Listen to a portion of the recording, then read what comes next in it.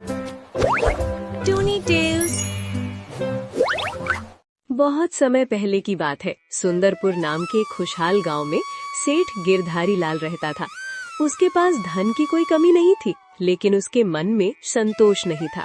गांव वाले उसे चालाक सेठ के नाम से जानते थे, क्योंकि वो अपनी मीठी बातों से किसी का भी नुकसान करने में माहिर था। इस बार बारिश नहीं हुई, खेत सूखे पड़े हैं।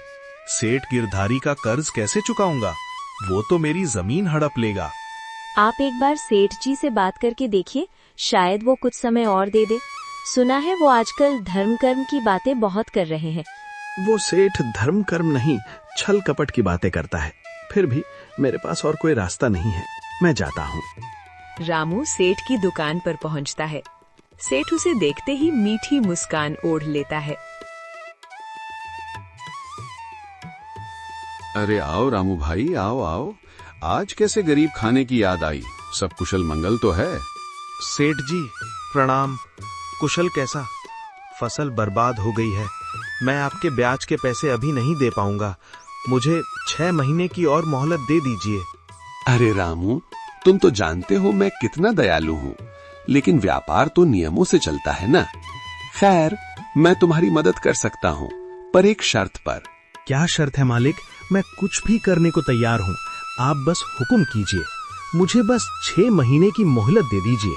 तुम्हें अपने जमीन के कागज मेरे पास गिरवी रखने होंगे और एक कोरे कागज ब्लैंक पेपर पर अंगूठा लगाना होगा।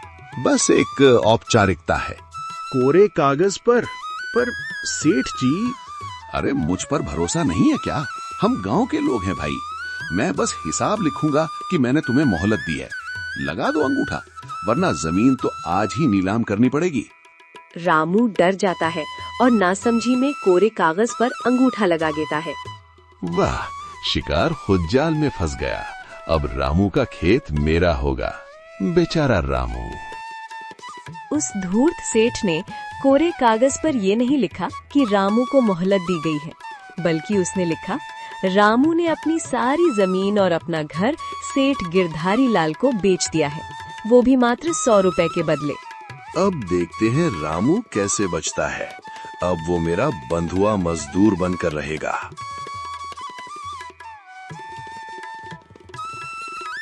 भगवान का लाख लाख शुक्र है, फसल अच्छी हुई है। अब मैं सेठ का सारा पैसा ब्याज समेत चुका दूंगा और अपनी जमीन छुड़ा लूंगा। तभी सेठ गिरधारी अपने लठैतों के साथ वहां आता है। अरे वाह रामू, खेत तो बड़ा हरा भरा है। चलो अब यहाँ से निकलो, ये खेत अब मेरा है। ये आप क्या कह रहे हैं सेठ जी? मैं तो आज ही आपका कर्ज चुकाने वाला था। कर्ज? कैसा कर्ज? तुमने तो 6 महीने पहले ही ये जमीन और अपना घर मुझे बेच दिया था। ये देखो कागज। झूठ, ये सरासर झूठ है। मैंने तो सिर्फ मोहलत मांगी थी, आपने धोखे से कोरे कागज पर अंगूठा लगवाया था। जुबान संभाल कर बात कर रामू। ये तुम्हारा अंगूठा है या नहीं? गांव वाले गवाह हैं, कागज बोलता है। निकलो यहां से। सेठ जी, ये कागज तो बहुत पक्का सबूत है। जी मुखिया जी, मैंने कहा था ना मैं सच्चा हूँ। रामू झूठा है। इसने ही 6 महीने पहले अंगूठा लगाया था कागज पर। लेकिन सेठ जी, मुझे एक अजीब बात लग रही है। रामू ने 6 महीने पहले अंगूठा लगाया था, है ना? ठीक है, फैसला अभी हो जाएगा।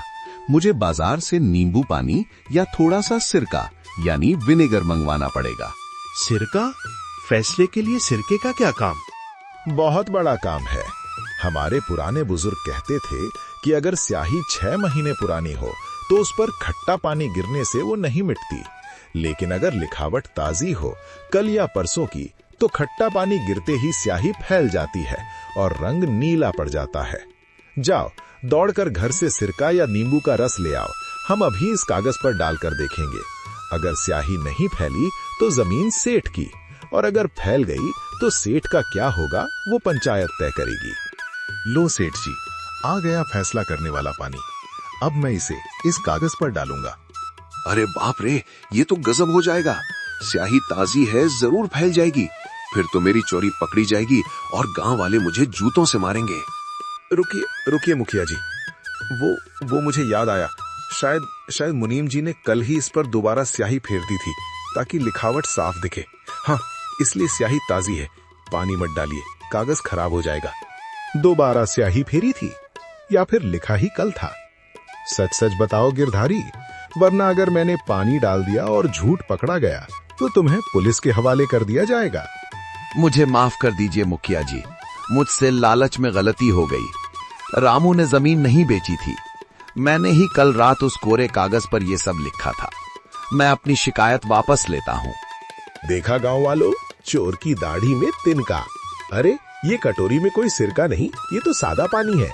मैं तो बस इसके मन के चोर को डरा रहा था। गिरधारी सेठ, तुमने एक गरीब और सीधे किसान को ठगने की कोशिश की। इसकी सजा ये है कि वो कोरा कागज फाड़ दिया जाएगा और जुर्माने के तौर पर तुम रामू को फसल का बीज और खाद अगले 2 साल तक मुफ्त दोगे। जो हुक्म मुखिया जी, मैं कसम खाता हूँ आज के बाद किसी अनपढ़ का फायदा नहीं उठाऊंगा। आपका धन्यवाद मुखिया जी, आपने मेरा घर बचा लिया। तो दोस्तों, देखा आपने, चालाकी का फल हमेशा कड़वा होता है। सेठ गिरधारी लाल ने सोचा था कि वो अपनी बुद्धि से किसी को भी हरा सकता है, लेकिन सत्य की नींव हमेशा मजबूत होती है। झूठ के पांव नहीं होते, वो ज्यादा दूर तक नहीं चल सकता।